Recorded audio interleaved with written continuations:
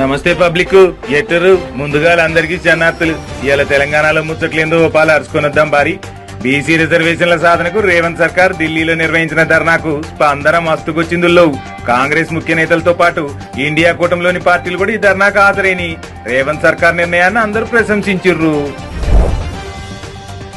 ఇక బీసీలకు 42% రిజర్వేషన్ ఇచ్చేందుకు తాము పంపిన బిల్లులను మోదీ సర్కారు ఉద్దేశపూర్వకంగానే ఆమోదించడం లేదని విమర్శించిండు సీఎం. ఆ కుట్రలో భాగంగానే రాష్ట్రపతి అపాయింట్మెంట్ కూడా దొరకకుండా చేస్తారని చెప్పిండు. కాళేశ్వరం ప్రాజెక్టుల భాగంగా కేసీఆర్ ఉద్దేశపూర్వకంగా చేసిన కుట్ర మరోటి ఎలుగు చూసింది. మేడిగడ్డ వద్దని తుమ్మిడిఎట్టి మేలని రిటైర్డ్ ఇంజనీర్లు 2015లోనే చెప్పిన కేసీఆర్ స్వార్థంతో మేడిగడ్డను కట్టినట్టు తేలింది. తెలంగాణలో ప్రతిపక్ష పాత్ర పోషించడంలో బీఆర్ఎస్ విఫలమైందని ముందుగానే బీజేపీతో చీకటి ఒప్పందాలు చేసుకురని ఆ పార్టీ మాజీ ఎమ్మెల్యే గువ్వల బాలరాజు విమర్శించిండు. హైదరాబాద్ నగరంలో నక్లెస్ రోడ్డు నుంచి బేగంపేట వరకు ఆర్ఓబీ ఫ్లైఓవర్ ను నిర్మించేందుకు జీహెచ్ఎంసీ సిద్ధమైంది. రైల్వే శాఖ కూడా అంగీకరించింది.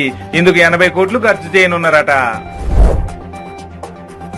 రాష్ట్రానికి యూరియా కొరత తీర్చాలని వ్యవసాయ మంత్రి తుమ్మల నాగేశ్వరరావు కేంద్ర మంత్రి జేపీ నడ్డాకు వినతి పత్రం ఇచ్చిండు.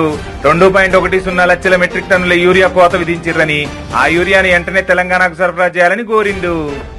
ఈ అల్టి తెలంగాణలో ముచ్చట్లు మరిన్ని ముచ్చట్లతో మళ్ళీ రేపు కలుసుకుందాం. అందాక ఉంటా మరి. Ta ta bye bye.